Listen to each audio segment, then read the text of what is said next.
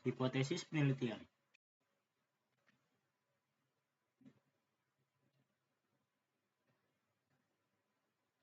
A. Pengertian hipotesis. Hypo berarti di bawah dan tesa berarti kebenaran. Jadi hipotesis berarti di bawah kebenaran, bersifat sementara. Hipotesis ialah suatu jawaban yang bersifat sementara terhadap permasalahan penelitian sampai terbukti melalui data yang terkumpul. Hipotesis adalah pernyataan tentatif yang merupakan dugaan atau terkaan tentang apa saja yang diamati dalam usaha untuk memahami. Hipotesis adalah sebuah kesimpulan, tetapi kesimpulan yang belum final masih harus dibuktikan. Jenis hipotesis. Ada dua jenis hipotesis, yaitu yang pertama, hipotesis kerja atau hipotesis alternatif yang disingkat HA. Hipotesis kerja menyatakan ada hubungan antara variabel X dengan Y, atau ada perbedaan antara dua kelompok tertentu. Contoh, jika siswa rajin sekolah, maka dia akan pandai.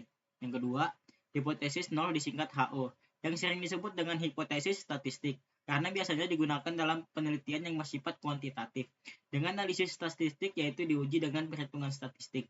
Contoh, hipotesis nomor adalah tidak ada perbedaan antara mahasiswa semester 1 dengan semester 2 dalam prestasi akademik. Bentuk hipotesis. Bentuk hipotesis penelitian adalah sebagai berikut. Yang pertama, hipotesis deskriptif, merupakan jawaban sementara terhadap masalah deskriptif yang berkaitan dengan variabel mandiri. Yang kedua, hipotesis komparatif, merupakan jawaban sementara terhadap perumusan masalah komparatif yang merupakan perbedaan atau perbandingan antara kelompok yang berlainan atau menurut variabel tertentu.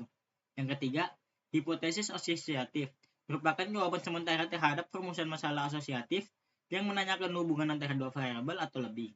Yang keempat, hipotesis kausal, merupakan pernyataan sementara tentang pengaruh antara satu atau lebih variabel terhadap satu atau lebih variabel lain. Yang kelima, hipotesis tak linear, yaitu terkadang hubungan antara variabel tidak berbentuk linear melainkan dalam bentuk hubungan tak linear.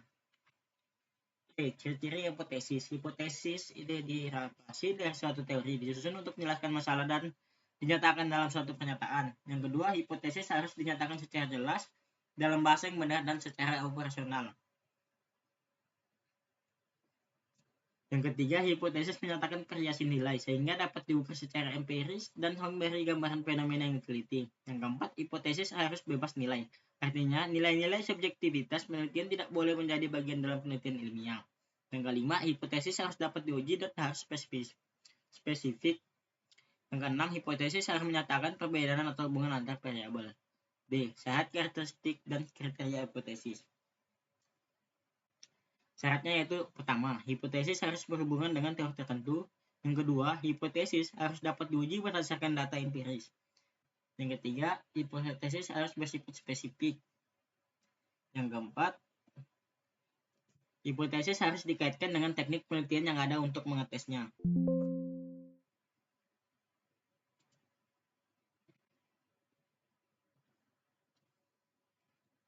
Karakteristik hipotesis yang baik adalah 1. Merupakan dugaan terhadap keadaan variabel mandiri, perbandingan keadaan variabel pada sampel, dan dugaan tentang hubungan antara dua variabel atau lebih.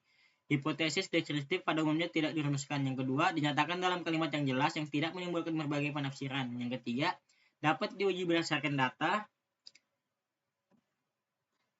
yang dikumpulkan dengan metode ilmiah. Kriteria hipotesis menurut Bock dan Gall dalam Suyanto ada 4 kriteria, yaitu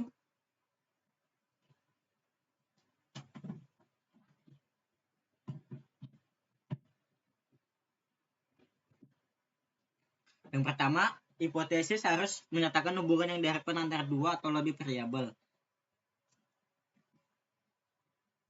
Kedua, peneliti harus mempunyai alasan yang tepat yang didasarkan pada teori atau bukti untuk mempertimbangkan bahwa hipotesis itu layak diuji kebenarannya.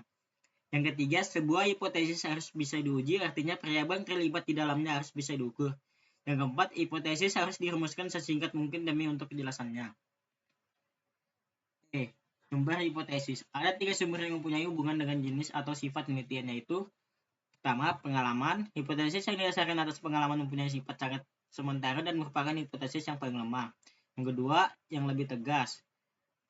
Hasil penelitian. Hipotesis yang bersumber Sumber dari hasil penelitian lebih kuat dan biasanya bertujuan menguji kebenaran hipotesis yang sudah diuji oleh penelitian lain.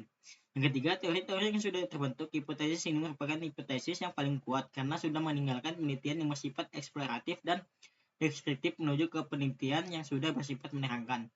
F. Kegunaan hipotesis. Hipotesis yang dirumuskan oleh peneliti mempunyai kegunaan sebagai berikut. Yang pertama, hipotesis membatasi ruang lingkup penelitian. Yang kedua, hipotesis dapat mengarahkan fakta yang tersebar sehingga terarah dalam pengumpulan data. Yang ketiga, hipotesis dapat menentukan variabel yang diperlukan. Yang keempat, hipotesis dapat mengarahkan peneliti dalam mengumpulkan data. Yang kelima, hipotesis dapat mengarahkan peneliti dalam melakukan pengujian data. Yang keenam, hipotesis itu haruslah dapat menerangkan fakta. Itu saja yang bisa saya jelaskan. Assalamualaikum warahmatullahi wabarakatuh.